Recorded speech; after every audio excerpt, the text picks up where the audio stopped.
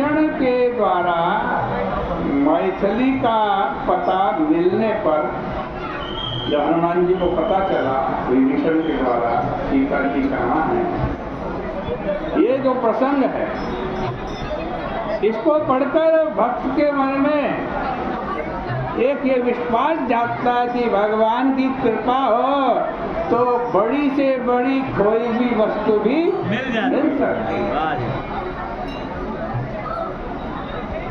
आंजनेय द्वारा प्रभु की विरह व्यथा सुनने के बाद, भगवान की विरह व्यथा हनुमान जी ने सुनी, उसके बाद जिस प्रकार उन्हें मिलन की आशा दिखाई गई, उससे विरही जन प्रिय मिलन के लिए आश्वासन प्राप्त करते हैं। सुंदरकांड जनक नंदिनी के द्वारा मारुति को पुत्र के रूप में स्वीकार किया, हनुमान जी को बेटे के रूप में स्वीकार किया।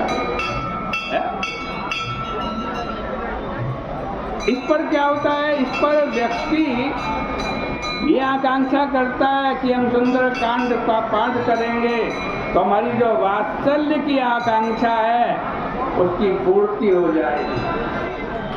माँ के द्वारा आंजनेय को दिया गया आशीर्वाद आज कहते हैं किसी के भी अंतःकरण में लोभ की सृष्टि नहीं करता। महावीर के द्वारा राक्षसों पर प्राप्ति की गई जो विजय है उसको पढ़कर शत्रु पर विजय प्राप्त करने की भावना से आज उत्साहित होता है।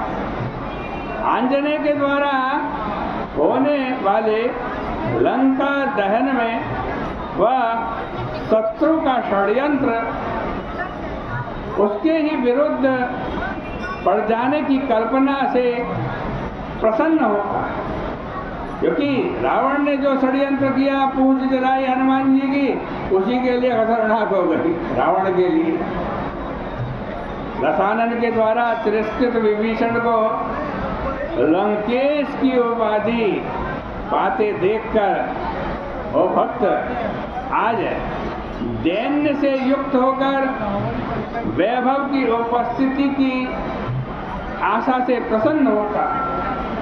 इस तरह मानव जीवन में उठने वाली समस्याओं के समाधान के लिए श्रोता, सुंदरकांड का श्रोता और पाठक को आज सुंदरकांड एक वरदान जैसा लगता है कि सुंदरकांड नहीं, ये तो क्या है, वरदान है।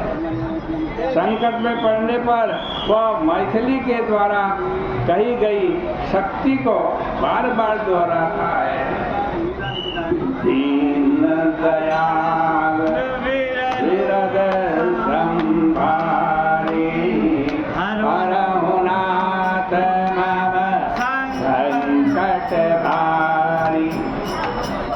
समुद्र के संतरण का प्रसंग उसे भव सागर से पार जाने की प्रेरणा करता है जो सुंदरकांड पढ़ता है। इस संदर्भ में सुंदरकांड के प्रति जन समाज के आकर्षण को हृदयंगम किया जा सकता है। बुद्धिवादी इसे दूसरे अर्थ में ग्रहण कर सकता है। आंजनेय विघ्न आने पर बिना विचलित हुए जिस प्रकार विचार का आश्रय लेते हुए उससे प्रत्येक परिस्थिति में संतुलित रहकर कार्य करने में सफलता मिलती है, इस तरह की प्रेरणा प्राप्त हो कर सकता है। इसलिए सुंदरकांड और महावीर मारुति जैसी लोकप्रियता किसी अन्य कांड और देवताओं को उपलब्ध नहीं है। आज की चर्चा का यही विराम करेंगे। बोले गंगा मैया की जय, बोले सियापति रामचंद्र